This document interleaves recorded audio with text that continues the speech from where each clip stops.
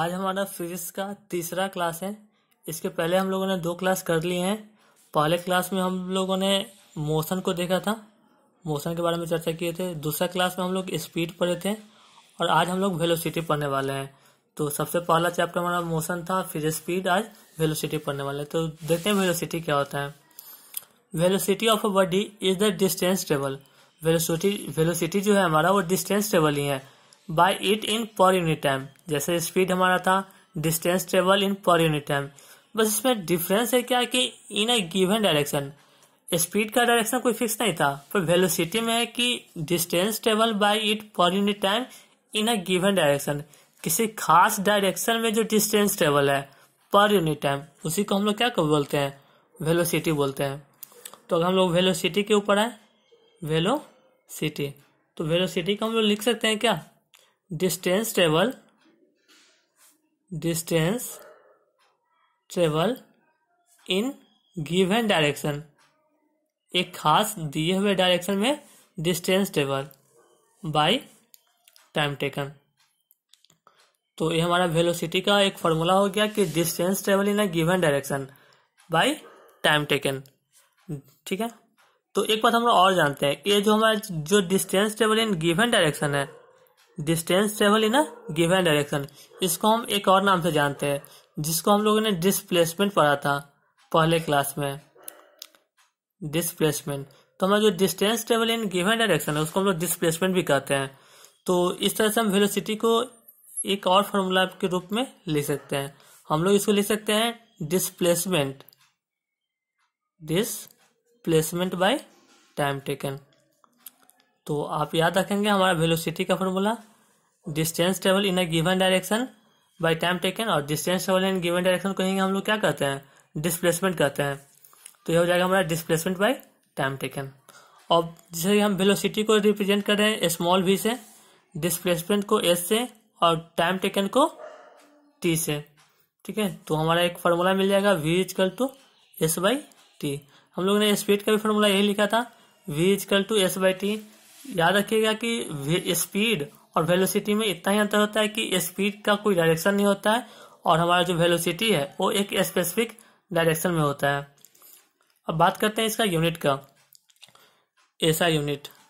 तो SI unit के लिए हमने बोला था कि किसी भी यूनिट का, किसी भी क्वांटिटी का हम लोग फॉर्मूला याद रखते हैं। तो जैसे इसका हम लिखें, इसका फॉर्मूला है आपका वेलोसिटी बराबर displacement by time. Velocity equal to क्या हमारा डिस्प्लेसमेंट बाय टाइम है, डिस्प्लेसमेंट बाय टाइम। तो डिस्प्लेसमेंट को हम जानते हैं किसी चीज में मेजर करते हैं मीटर में, और टाइम को सेकंड में। तो इसका भी यूनिट वही होगा जो हमारे स्पीड का था, मीटर पर सेकंड या फिर मीटर पर सेकंड, इस तरह से। तो और स्पीड के हम लोग बड़े यूनिट भी रखते हैं। अगर बड़ा यूनिट रहता है तो किलोमीटर पर आवर भी करते हैं। वेलोसिटी में हम लोग क्या करेंगे, बड़ा यूनिट रहेगा तो किलोमीटर पर आवर का हम लोग इस्तेमाल करेंगे।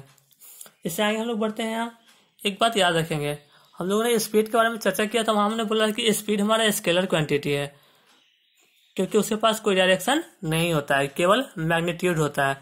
पर जैसे हम लोग वेलोसिटी का बात करते हैं, तो वेलोसिटी हमारा एक वेक्टर क्वांटिटी है। Velocity is a vector quantity. Velocity हमारा एक वेक्टर क्वांटिटी है।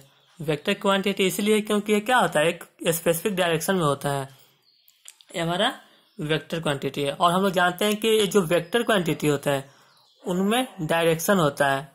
वेक्टर क्वांटिटी का मतलब क्या होता है, उनके पास डायरेक्शन होता है।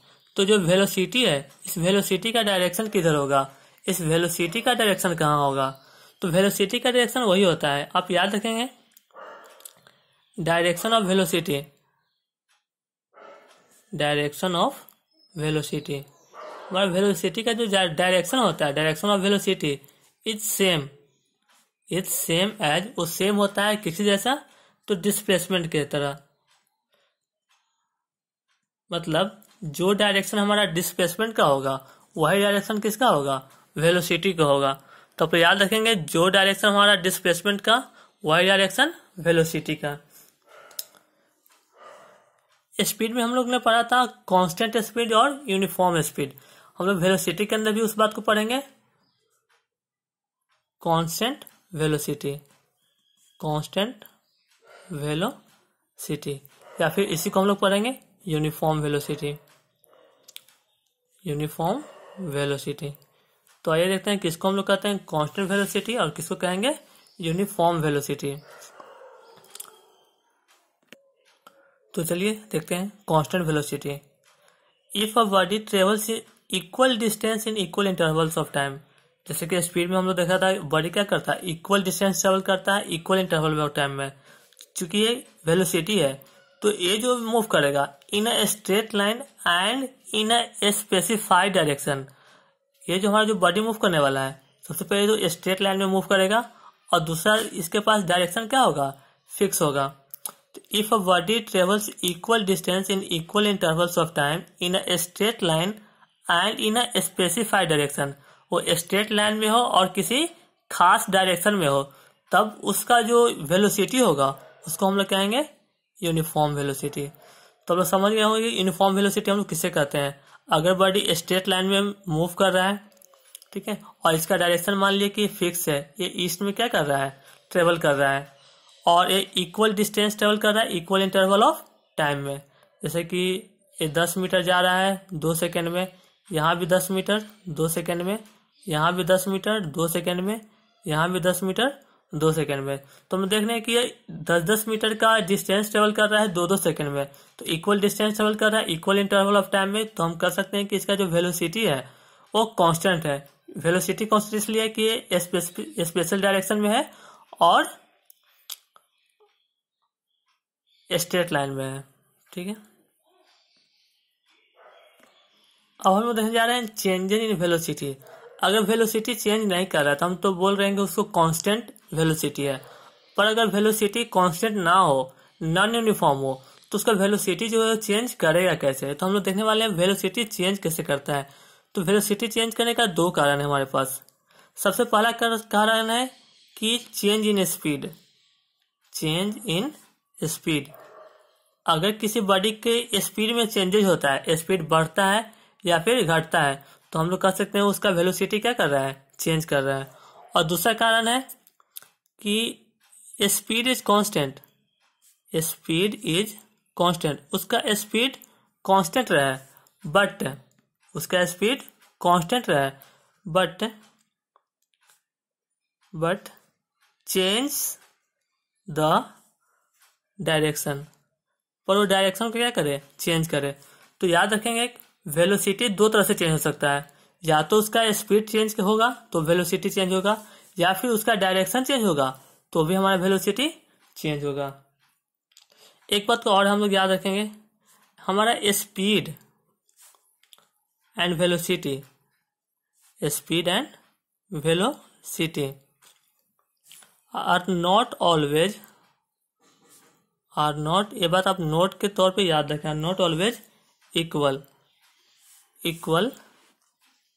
Are not always equal in magnitude. हमारा स्पीड और वेलोसिटी मैग्नीट्यूड में इक्वल नहीं होते हैं। और ऑलवेज कहने का मतलब speed and velocity are not always equal in magnitude, इसका मतलब ये हमेशा इक्वल नहीं होते पर कहीं कहीं इक्वल होते हैं। तो कहाँ इक्वल होते हैं हम लोग वो देखने जा रहे हैं। तो देखते हैं, अगर मान ली कोई ए बॉडी है, ठीक है, और एक बी, कोई बॉडी ए से बी की ओर जा रहा है और ये 100 मीटर का डिस्टेंस ट्रेवल करता है, 100 मीटर का डिस्टेंस ट्रेवल करता है 20 सेकेंड में, और इसका डायरेक्शन फिक्स है। इसका डायरेक्शन फिक्स है कि बी हमारा मान लेते हैं कि ईस्ट की तरफ है। तो अगर यहाँ से हम इसका स्पीड निकालें, स्पीड, तो स्पीड हम लोग जानते हैं क्या होता है, डिस्टेंस बाई टाइम होता है। तो डिस्टेंस है 100 मीटर और टाइम है 20 सेकेंड, तो हमारा आ जाएगा 5 मीटर पर सेकेंड, ठीक है। अगर हम लोग डिस्प्लेसमेंट निकालें, अगर हम लोग वेलोसिटी इसका फाइंड करें, तो हम लोग वेलोसिटी जानते हैं, वेलोसिटी क्या होता है, वेलोसिटी हमारा होता है displacement by time, displacement by time. तो सिंस बॉडी ए से बी की ओर जा रहा है और इसका डायरेक्शन चेंज नहीं हो रहा है, फिक्स डायरेक्शन में जा रहा है, तो इसका डिस्प्लेसमेंट, हमने बोला कि ये बॉडी ए से बी की ओर जा रहा है और इसका डिस्टेंस 100 मीटर है और डायरेक्शन फिर से कि ये ईस्ट की तरफ जा रहा है। तो अगर इसका हम लोग डिस्प्लेसमेंट देखें तो डिस्प्लेसमेंट वही होगा जो डिस्टेंस टेबल है। डिस्टेंस टेबल जो हमारा 100 था तो डिस्प्लेसमेंट में कितना होगा, 100 ही होगा, 100 मीटर। और टाइम कितना लग रहा है, 20 सेकेंड। तो इसका जो वेलोसिटी होगा, वेलोसिटी भी हमारा आ जाएगा 5 मीटर पर सेकेंड। तो हम लोगों ने यहाँ देखा कि अगर हम इस बॉडी का जो स्पीड निकाले वो भी 5 मीटर पर सेकेंड और जब वेलोसिटी निकाले वो भी 5 मीटर पर सेकेंड। पर अगर केस ऐसा बन जाए ए और बी दोनों के बीच का डिस्टेंस हम लोग माना 100 मीटर और जाने में टाइम लगा 20 सेकेंड, ठीक है, जाने में टाइम लगा 20 सेकेंड। अगर कोई बॉडी यहाँ से चलता हुआ बी की ओर जाता है, ठीक है, और बी से वापस चले आता है कहाँ पे, ए पे, तो यहाँ से हम लोग इसका स्पीड निकालें, यहाँ पे स्पीड एवरेज स्पीड निकलेगा। स्पीड का मतलब क्या बोले हम लोग, डिस्टेंस बाय टाइम। तो डिस्टेंस कितना लगा, 100 मीटर तो गया और 100 मीटर आया, तो हो गया हमारे पास 200 मीटर। और टाइम टेकन, टाइम 20 सेकेंड जाने में, 20 सेकेंड आने में, 40 सेकेंड, क्या आ जाएगा वो कितना, 5 मीटर पर सेकेंड। अगर हम लोग वेलोसिटी का बात करते हैं, यहाँ पे अगर हम लोग वेलोसिटी का बात करें तो वेलोसिटी तो हमारा होता है displacement by time, displacement by time. तो ध्यान दें हमारा जो बॉडी है वो ए से बी तक गया तो था पर बी से वापस कहाँ आ गया, ए के पास। तो इस केस में डिस्प्लेसमेंट जो हुआ हमारा वो 0 हो गया।